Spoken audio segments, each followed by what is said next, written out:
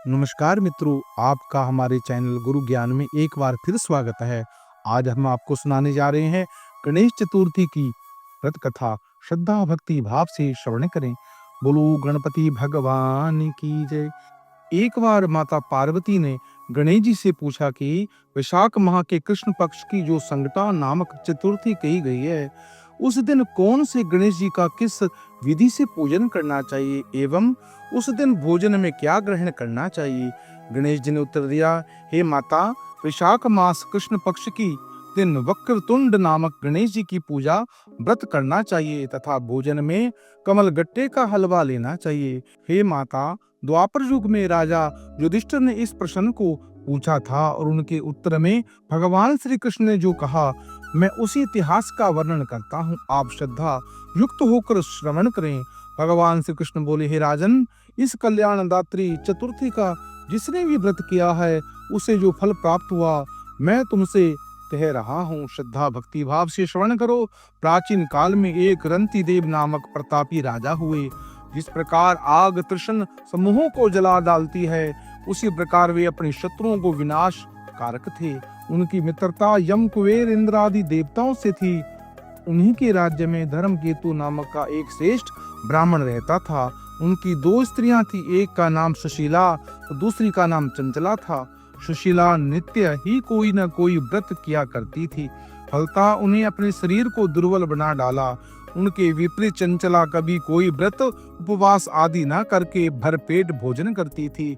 उधर सुशीला को सुंदर लक्षणों से वाली एक कन्या हुई और उधर चंचला को पुत्र रत्न की प्राप्ति हुई। यह देखकर चंचला बारंबार सुशीला को ताना देने लगी, अरे सुशीला, तू इतना व्रत उपवास करके शरीर को जर्जर बना डाला, फिर भी एक कृत काया कन्या को जन्म दिया। मुझे देख, मैं कभी व्रत आदि के चक्र में न पड़कर पुष्ट पुष्ट बनी हुई हूँ और वैसे ही बाल को भी जन्म दिया। अपनी सोच का व्यंग्यवाण सुशीला के हृदय को चूने लगा। वह पतिव्रता विधिवत गणेश जी की उपासना करने लगी।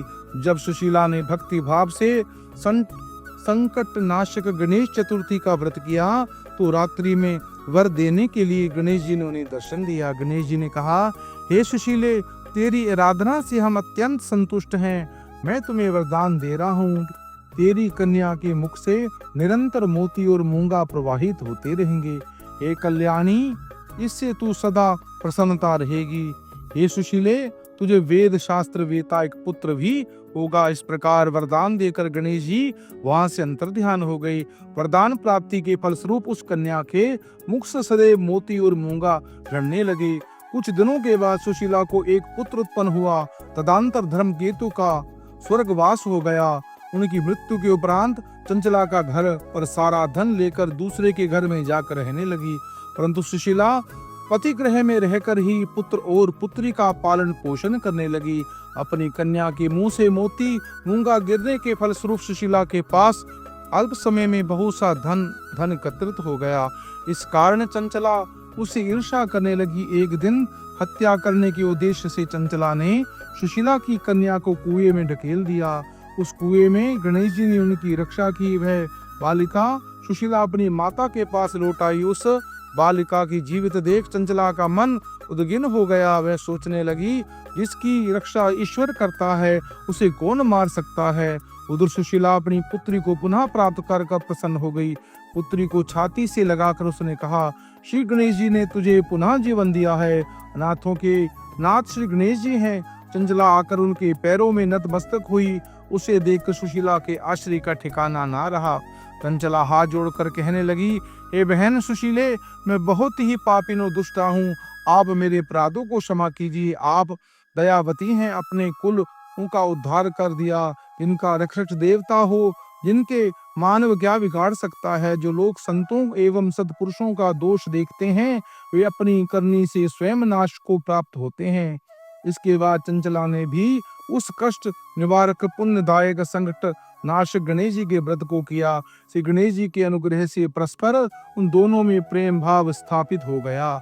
जिस पर गणेश जी की कृपा होती है, उनके शत्रु भी मित्र बन जाते हैं।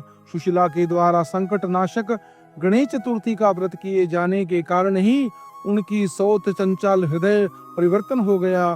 श्री गणेश जी कहते हैं कि हे देवी, पूर्व काल का पूरा वृतांत आपको सुना दिया। इस लोक में इससे श्रेष्ठ विघ्न विनाशक कोई दूसरा व्रत नहीं है। भगवान श्री कृष्ण जी कहते हैं, हे धर्मराज, आप भी विधि पूर्वक गणेश जी का व्रत कीजिए।